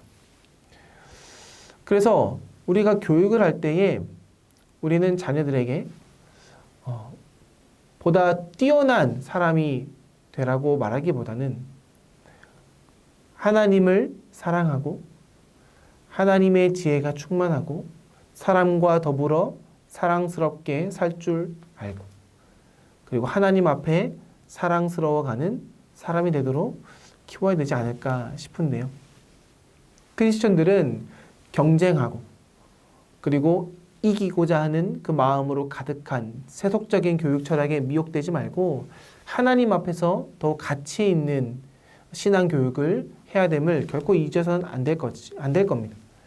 그러기 위해서 자녀들이 먼저 하나님과 바른 관계를 맺을 수 있도록 그리고 하나님의 사람으로 자랄 수 있도록 때로는 훈계하고 교훈하면서 양육해야 되겠죠. 이 시대를 위해서 우리가 할 수 있는 가장 최소한의 가장 최선의 방법이 있다면 저는 그래서 자녀 교육이라는 생각을 해봅니다. 엘리는 자녀 교육에 실패함으로써 이 시대를 사무엘의 시대를 더욱 어둡게 만들었죠. 반면에 한나는 자녀 교육에 성공하면서 마치 모세의 어머니 요게벳처럼 민족을 살리는 하나님의 일에 쓰임을 받았다라는 것을 우리는 기억해야 됩니다. 소년 사무엘이 하나님의 부름을 받았던 그 시대를 저자는 이렇게 진단하고 있는데요. 아이 사무엘이 엘리 앞에서 여호와를 섬길 때에는 여호와의 말씀이 희귀하여 이상이 흔히 보이지 않았더라 라고 기록합니다. 선민 이스라엘, 하나님의 말씀을 너무나 잘 듣고 쉽게 들을 수 있는 이스라엘, 그들에게 여호와의 말씀이 희귀하였다라는 사실은 그 시대의 얼굴인 지도자들이 부패했고 또 이스라엘 백성들이 자신의 옳은 대로 행하였기 때문이 아닐까 싶습니다. 그들의 원인이 무엇일까 우리가 한번 생각해 본다면 바로 이 말씀 속에서 찾을 수 있다는 것이죠. 이스라엘이 세상 만민과 구별된 거룩한 백성으로 높은 도덕적인 수준과 그리고 정의로운 사회, 안정된 평화의 나라를 이룰 수 있었던 그 비결은 하나님의 말씀을 청종하는 백성이었기 때문입니다. 아브라함 이래 이삭과 야곱과 같은 민족의 조상들 모두 그들에게 임한 하나님의 말씀을 따라서 가나안에 정착했습니다. 그리고 그들은 구체적인 신앙과 생활의 표준이 모두 하나님의 말씀이었습니다. 모세가 애굽에서 노예살이를 하던 이스라엘 백성들을 출애굽시킨 그 역사 속에서 모세는 하나님의 말씀대로 실행했습니다. 그리고 시내산에서 하나님과 이스라엘 백성들이 언약 관계를 맺을 때에 그 언약 관계의 기초는 바로 하나님의 말씀이었습니다. 광야 생활 가운데 이스라엘 백성들은 하나님의 말씀을 듣기 위해서 성막을 지었고 그리고 성막에서 제사를 드렸습니다. 이후 모세가 회막에 들어가서 정기적으로 하나님의 그 십계명이 된 그 법궤의 그 뚜껑, 그 속죄소 위에서 그 두 그룹 천사들 사이에서 하나님의 말씀을 듣죠.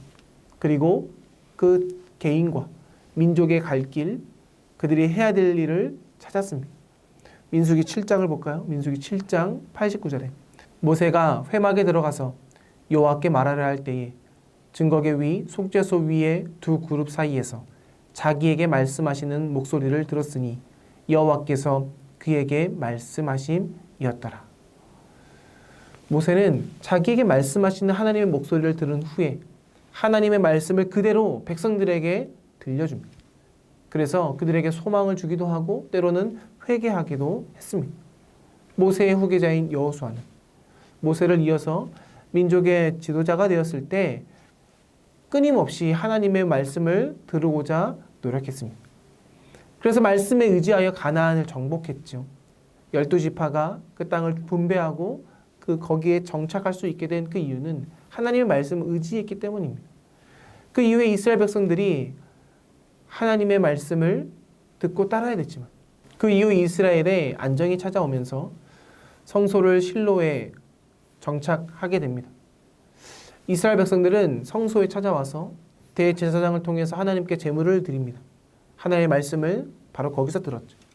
그리고 성소는 하나님의 백성의 그 예배의 장소였을 뿐만 아니라 그들의 정신적인 문화적인 중심이었습니다. 하나님의 말씀을 들을 수 있는 이스라엘 백성들, 그들은 결코 그들의 삶의 방향을 잃지 않고 전진할 수 있었습니다. 하지만 사사시대의 말기에 엘리와 그의 두 아들이 부패하면서 하나님의 말씀을 들어야 되는 그 성소가 더럽혀지게 되자 하나님의 말씀이 희귀한 시대가 되고 말았습니다. 그 말씀이 희귀하게 된 이유, 그것은 지도자나 백성 모두가 하나님의 말씀을 듣는 것을 더 이상 원치 않았기 때문입니다. 하나님의 말씀은 깊은 수준의 하나님과의 영적인 교제와 높은 수준의 도덕적인 생활을 요구한다는 것을 우리는 알아야 됩니다. 그거 없이 하나님의 말씀은 우리에게 오지 않습니다. 우리에게 들려지지 않습니다. 우리에게 찾아오지 않습니다. 아무리 성소가, 아무리 예배가, 아무리 말씀이라는 그 책이 내 앞에 있어도 우리의 마음이, 우리의 삶이, 우리의 생각이 하나님의 그 깊은 수준에 하나님과의 영적인 친밀함에 하나님의 그 요구에 합당하지 못한다. 하나님의 말씀은 희귀해질 수 있다는 것입니다. 하나님의 말씀, 이 하나님의 말씀을 귀로 듣는 귀의 종교라고 한다면 당시의 가나안의 종교는 눈의 종교라고 할 수 있습니다. 보십시오. 눈을 감고 귀로 듣는다라는 것은 순간 놓치게 되면 못 듣게 됩니다. 근데 눈은요, 잠깐 놓치더라도 다시 보면 볼 수 있는 것입니다.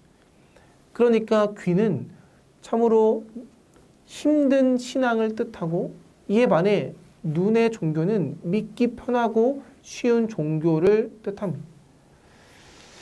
이스라엘 백성들이 하나님의 말씀을 저버리고 그들의 삶의 현세적인 번영과 나아가 감각적인 쾌락을 추구하며 그들이 눈의 종교를 따랐던 그들의 모습 속에 하나님의 귀의 말씀은 이스라엘 백성들에게 점점 멀어지게 됩니다. 그래서 그 성소에서 하나님의 침묵이 점점점 길어지게 되죠. 하나님의 침묵이 길어지자 이스라엘 백성들의 삶에는 하나님의 이상이 흔히 보이지 않게 되었습니다. 잠언 기자가 잠언 29장 18절에 이런 말씀을 기록하고 있는데요.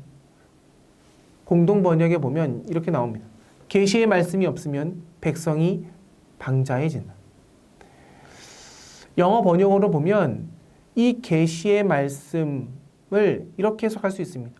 비전이 없으면 백성이 망한다. 여기서 비전이란 말은 현실을 정확히 통찰하는 분별력을 뜻합니다. 나아가서 멀리 미래를 내다보는 선견지명을 뜻하죠. 이 두 가지가 동시에 있어야 비전이라고 말할 수 있습니다. 그래서 이 비전을 말할 때 존 스토트 목사는 이렇게 말했죠. 비전은 그 비전을 본다는 것은 현상에 대한 분노에서 어떤 대안에 대한 진지한 탐색으로 성장해가는 것이다 라고 말합니다.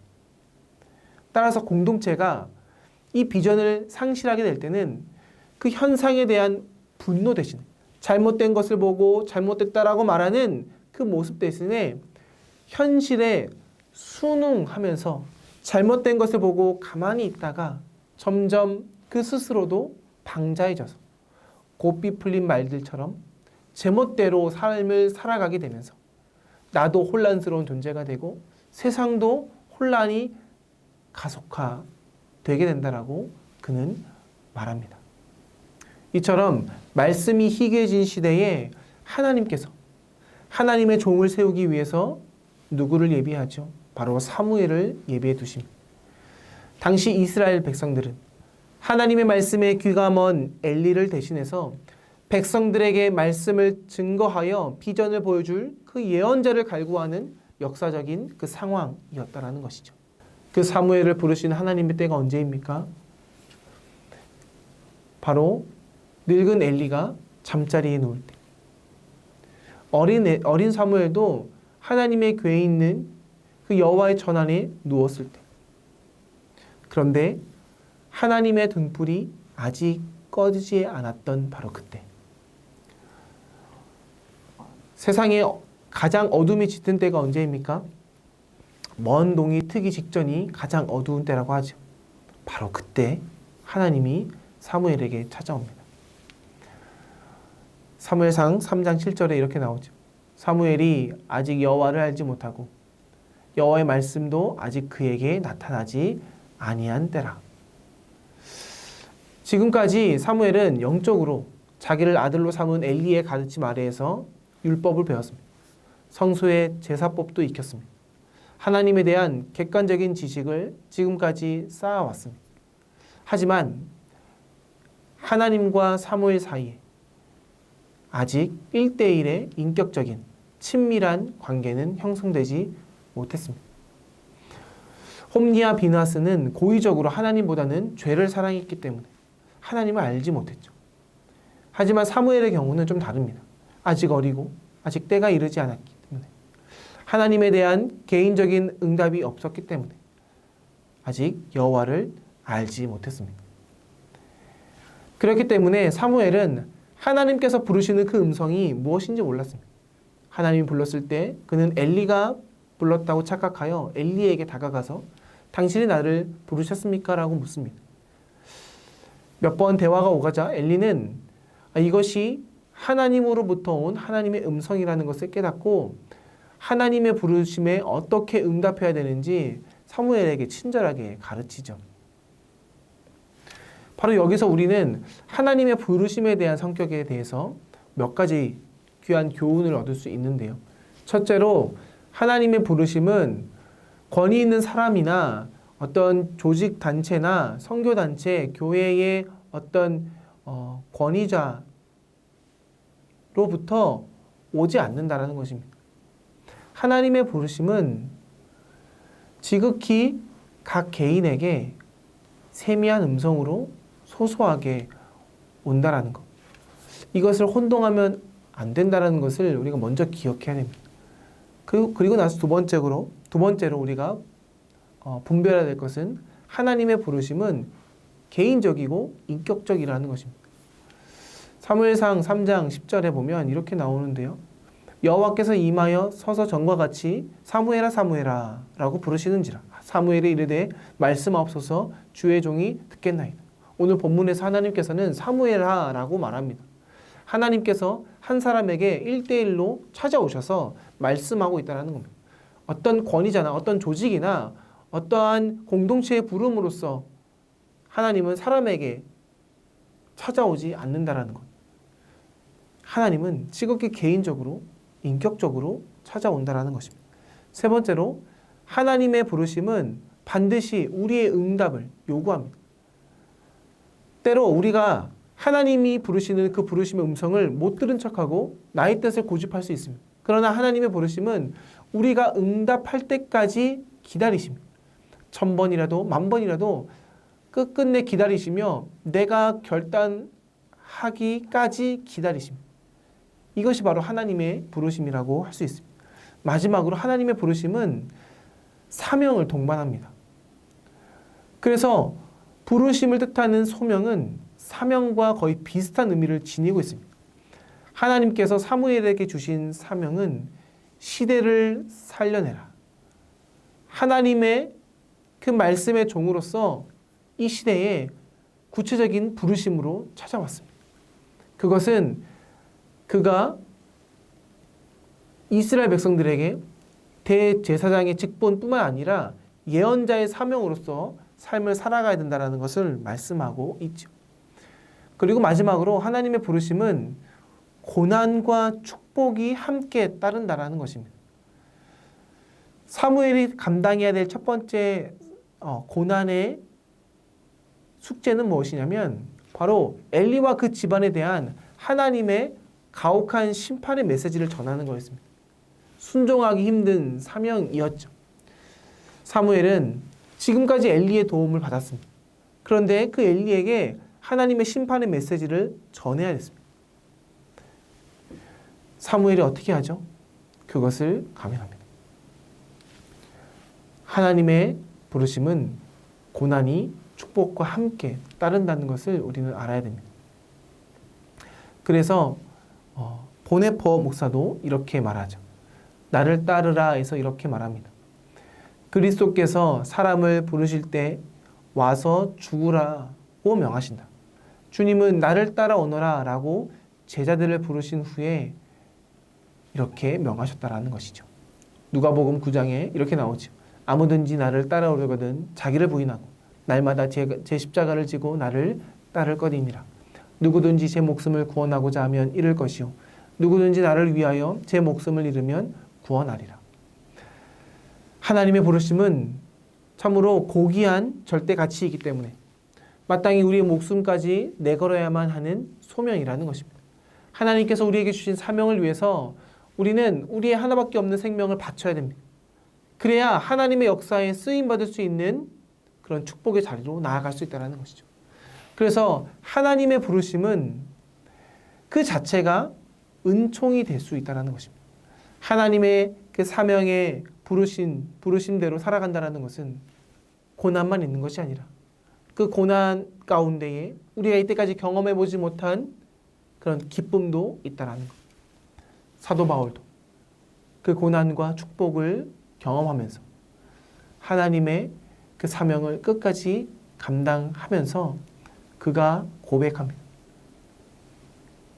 사도행전 20장 24절에 내가 달려갈 길과 주 예수께 받은 사명 곧 하나님의 은혜의 복음을 증언하는 일을 마치려 하면은 나의 생명조차 조금도 귀한 것으로 여기지 아니하노라. 그는 생명을 드렸지만 그 생명의 이상의 것을 누렸다는 것을 고백하며 나의 생명을 조금도 귀한 것으로 여기지 아니하였다라고 고백합니다. 3장의 말씀을 보면 3장의 처음 3절과 마지막 3절을 우리가 대조하면서 볼 수 있을 텐데요. 3장의 처음에는 말씀의 희귀 속에 말씀이 사라지면서 비전이 사라진 그 시대가 나타났다면 이제는 새 시대의 예언자 사무엘에게 하나님의 새로운 말씀이 임하고 그것을 통해서 이스라엘 백성들이 희망의 역사를 보게 되었다라는 것을 우리는 볼 수 있습니다. 사무엘상 3장 19절 말씀을 보실까요? 이렇게 나옵니다. 사무엘이 자라매 여호와께서 그와 함께 계셔서 그의 말이 하나도 땅에 떨어지지 않게 하시니 단에서부터 브엘세바까지의 온 이스라엘이 사무엘은 여호와의 선지자로 세우심을 입은 줄을 알았더라. 사무엘이 자라매 그 이후에 하나님의 복이 어떻게 이루어진지 이렇게 말합니다. 사무엘이 자랐다라는 것. 이것은 물론 사무엘이 하나님의 부르심을 받은 이후에 몸이 자라서 성인으로 성장했다라고 이해할 수도 있지만 그와 동시에 사무엘이 말씀의 종으로 성장했다라는 의미로도 우리가 이해할 수 있습니다. 사무엘이 공적인 활동으로 들어가기 전에 하나님께서는 그를 오랜 시간 동안 그를 준비하셨죠. 하나님께서 사람을 쓰실 때 어떻게 쓰시는지 우리는 여기서 볼 수 있습니다. 그것은 바로 하나님은 준비하신다는 것입니다. 사무엘뿐만 아니라 모세도, 다윗도, 세례 요한도, 베드로도, 사도 바울도 하나님의 오랜 준비 끝에 하나님은 그들을 사용하십니다. 그들은 준비 기간을 통해서 성장하고 성숙했습니다. 예수님도 3년의 활동을 위해서 30년을 준비하지 않았습니까? 2000년 기독교 역사를 통해서 교회와 사회를 위해서 크게 쓰임받은 사람들은 모두 연단을 통해서 준비된 사람들이었습니다. 우리가 잘 알고 있는 종교개혁자 마르틴 루터, 또 존 칼빈, 그리고 영국의 부흥운동가였던 존 웨슬리, 그리고 미국의 대각성 운동의 지도자였던 요나단 에드워드. 이런 사람들도 다 준비된 그리고 숙성된 성장하는 그 과정들이 있었다는 것이죠. 그래서 우리가 사람을 볼 때 젊은 날에 매우 인상적으로 활동했던 사람들을 보면서 배 아파할 필요 없습니다. 내가 느리다고, 내가 아직까지 하나님 앞에 쓰임받지 않았다고 속상해 할 필요 없습니다.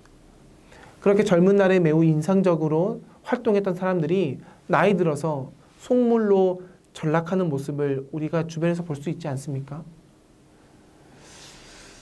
그러니 우리는 지금 준비하면 됩니다. 사무엘도 하나님께서 부르신 이후에 계속해서 준비했습니다.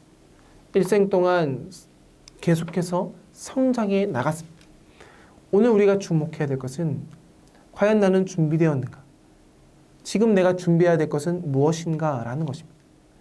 하나님께서 사무엘을 세우시고 이스라엘의 선지자로 세우실 때에 그가 다 성장한 이후에 하나님이 그를 사용하실 때 그를 어떻게 쓰셨냐? 그의 말이 하나도 땅에 떨어지지 않게 사무엘을 쓰셨습니다. 그러니 우리가 집중해야 될 것은 지금 내가 준비되는 것입니다. 그리고 하나님께서 사용하실 때는 그의 말이 하나도 땅에 떨어지지 않았듯이 우리도 우리의 모든 것이 하나도 땅에 떨어지지 않게 사용하십니다. 그렇게 사무엘은 참 선지자의 모습으로 권위 있는 사람으로 이스라엘에 쓰임받게 됩니다. 이제 오늘의 강의를 정리하겠습니다. 가장 어두운 시대에, 말씀이 희귀한 시대에 하나님은 한 여인을 통해서 기도하게 하시고 그 고난과 고통 속에서 기도했던 한나가 이제는 변화되어서 민족을 위한 고통을 품고 기도하게 됐을 때 하나님은 그 역사의 변환점에 한나의 기도를 사용했다는 것이죠. 그리고 사무엘이 태어나고 사무엘이 자라면서 그는 하나님 앞에 준비된 자로서 하나님 앞에서 무럭무럭 성장하고 하나님의 사랑받는 자로 지혜가 충만하게 됐다는 것. 우리가 이것을 기억할 때에 오늘 우리는 한나와 사무엘과 같은 그런 모습으로 주님 앞에 기도하고 끝까지 준비된 사람으로 성장하기 위해서 집중하는 사람이 되어야 될 줄로 믿습니다. 오늘 이 말씀을 기억하면서 또 이번 한 주 나의 삶을 되돌아보고 우리도 믿음의 모습으로 살아가길 주님의 이름으로 축복합니다. 제가 기도하고 오늘 성경 공부를 마치도록 하겠습니다. 기도하겠습니다. 하나님 아버지 감사합니다.